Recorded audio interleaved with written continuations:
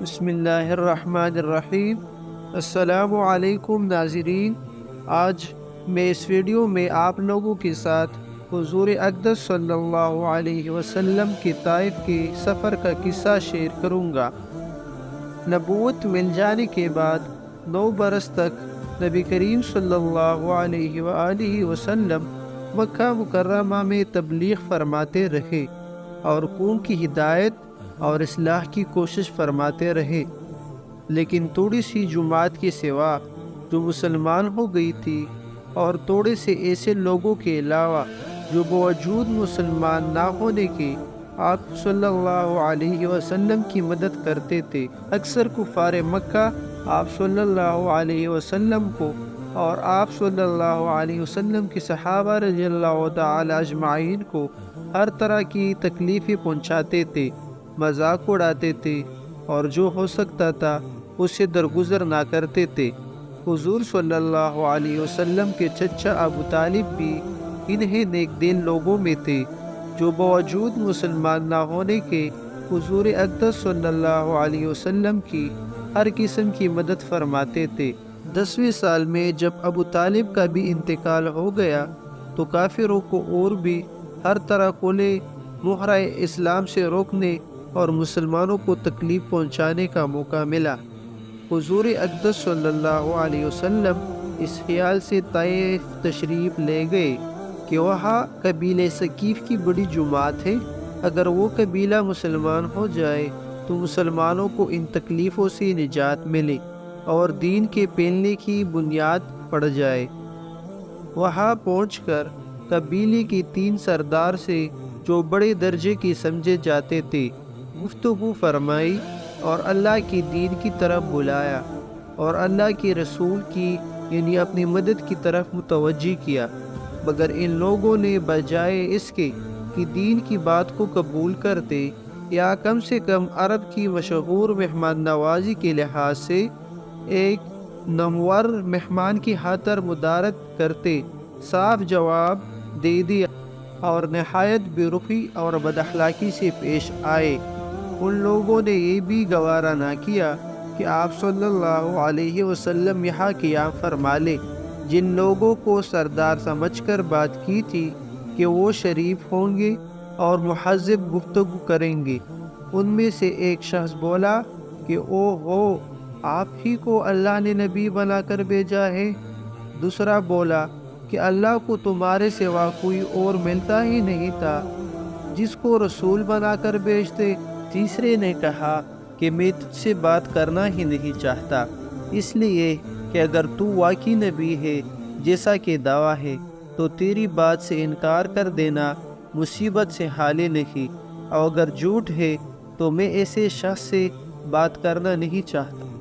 اس کے بعد ان لوگوں سے نا امید ہو کر حضور اقدس صلی اللہ علیہ وسلم نے اور لوگوں سے بات کرنے کا ارادہ فرمایا کہ آپ صلی اللہ علیہ وسلم تو ہمت اور استقلال کے پہاڑ تھے، مگر کسی نے بھی قبول نہ کیا، بلکہ بجائے قبول کرنے کے حضور اقدس صلی اللہ علیہ وآلہ وسلم سے کہا کہ ہمارے شہر سے فوراً نکل جاؤ اور جہاں تمہاری چاہت کی جگہ ہو وہاں چلے جاؤ۔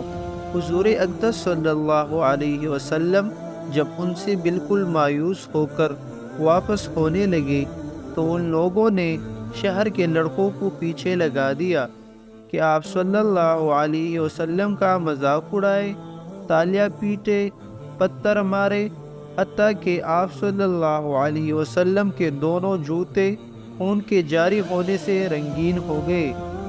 حضور اقدس صلی اللہ علیہ وسلم اسی حالت میں واپس ہوئے۔ جب راستے میں ایک جگہ ان شریروں سے اطمینان ہوا تو حضور اقدس صلی اللہ علیہ وسلم نے یہ دعا مانگی، اے اللہ، تجھ سے ہی شکایت کرتا ہوں، میں اپنی کمزوری اور بے کسی کی اور لوگوں میں ذلت اور رسوائی کی۔ اے ارحم الراحمین، تو ہی ضعفاء کا رب ہے اور تو ہی میرا پروردگار ہے۔ تو مجھے کس کے حوالے کرتا ہے؟ کسی اجنبی بیگانے کے جو مجھے دیکھ کر ترش روح ہوتا ہے اور منہ چڑھاتا ہے، یا کسی دشمن کے جس کو تو نے مجھ پر قابو دے دیا۔ اے اللہ، اگر تو مجھ سے ناراض نہیں ہے تو مجھے کسی کی بھی پرواہ نہیں ہے۔ تیری حفاظت مجھے کافی ہے۔ میں تیرے چہرے کے اس نور کی طفیل جس سے تمام اندھیریاں روشن ہو گئی اور جس سے دنیا اور آخرت کے سارے کام درست ہو جاتے ہیں، اس بات سے پناہ مانگتا ہوں کہ مجھ پر تیرا غصہ ہو یا تو مجھ سے ناراض ہو۔ تیری ناراضگی کا اس وقت تک دور کرنا ضروری ہے جب تک تو راضی نہ ہو۔ نہ تیرے سوا کوئی طاقت ہے نہ قوت۔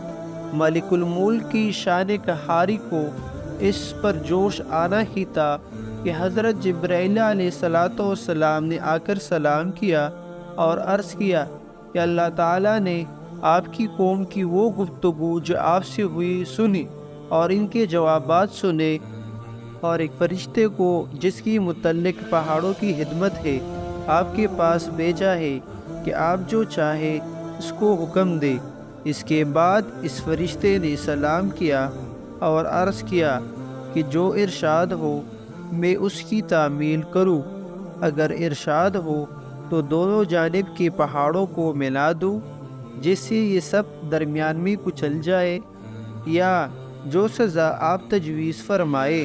حضور اقدس صلی اللہ علیہ وسلم کی رحیم و کریم ذات نے جواب دیا کہ میں اللہ سے اس کی امید رکھتا ہوں کہ اگر یہ مسلمان نہیں ہوئے تو ان کی اولاد میں سے ایسے لوگ پیدا ہوں جو اللہ کی پرستش کرے اور اس کی عبادت کرے۔ یہ ہے اخلاق اس کریم ذات کے جس کے ہم لوگ نام لیوا ہے کہ ہم ذرا سی تکلیف سے، کسی کی معمولی سی گالی دے دینے سے ایسے بھڑک جاتے ہیں کہ پھر عمر بھر اس کا بدلہ نہیں اترتا۔ ظلم پہ ظلم اس پر کرتے رہتے ہیں اور دعویٰ کرتے ہیں اپنی محمدی ہونے کا، نبی کے پیرو بننے کا۔ نبی کریم صلی اللہ علیہ وآلہ وسلم اتنی سخت تکلیف اور مشقت اٹھانے کے باوجود نہ بد دعا فرماتے ہیں نہ کوئی بدلہ لیتے ہیں۔ تو بھائیو دوستو، اس واقعے سے ہمیں یہ سبق ماخذ کر لینا چاہیے کہ اس دین کے لیے نبی کریم صلی اللہ علیہ وآلہ وسلم نے کتنی تکالیف برداشت کیے اور کتنی قربانیاں دی ہے، حتیٰ کہ اپنی عزت کی بھی کوئی پرواہ نہیں کی اور دین کی محنت دن رات کی ہے اور یہ دین ہم تک پہنچایا ہے۔ تو اب ہماری بھی یہ ذمہ داری بنتی ہے کہ ہم بھی اپنی زندگی نبی کریم صلی اللہ علیہ وآلہ وسلم کے لائے ہوئے دین پر گزارے، اور اسی میں دونوں جہانوں کی کامیابی ہے۔ بھائیو اور دوستو، مزید اسی طرح ویڈیوز دیکھنے کے لیے ہمارے چینل کو سبسکرائب کریں اور فالو کریں۔ شکریہ۔